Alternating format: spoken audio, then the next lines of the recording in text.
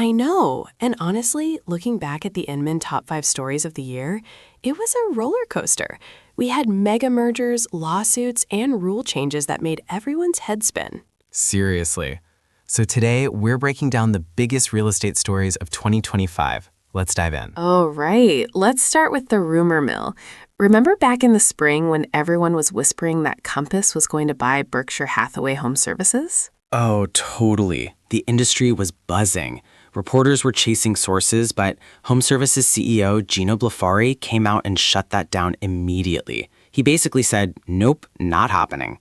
Right. Home Services leadership was like, look, we talk to people all the time. Don't read into it.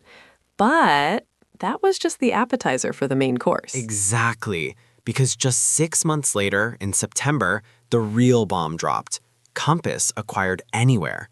That was huge. A $1.6 billion deal. It completely dominated the news cycle. I mean, think about the brands under Anywhere.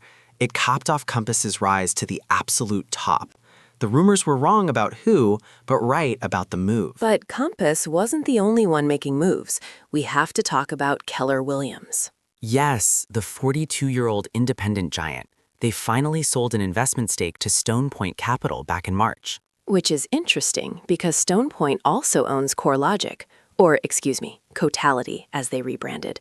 It really showed that 2025 was the year of strategic M&A to survive this competitive landscape. Okay, moving away from mergers, let's talk about the rules. Because 2025 was the year of what can I actually do with my listing? It was a mess. First off, NAR rescinded the no commingling rule. Right. That was the old rule that said you couldn't show MLS listings and non-MLS listings on the same page. That's gone now. Zillow had already started mixing them anyway, but now it's official policy. Speaking of policy, we can't ignore the legal hangover from the commission settlements. The panel at Inman Connect New York was standing room only. Oh, the next legal storm panel? Yeah, the advice there was blunt. Stop commission sharing, period. It was a wake-up call. Lawyers were telling agents, don't use forms that allow sharing. Just ask for compensation in the offer. People were still so confused 5 months post-settlement. And just when we thought we understood the rules, NAR tweaked the clear cooperation policy again. Yes, the delayed marketing exempt listing. Which is a very fancy way of saying sellers can delay putting a listing on the IDX while they market it privately for a bit. It was basically a response to all those private listing networks popping up. A little breathing room for agents. But Zillow wasn't having it with the private listings. This was a massive story. In April, Zillow announced a ban on listings that weren't on the MLS. Yeah, they drew a line in the sand.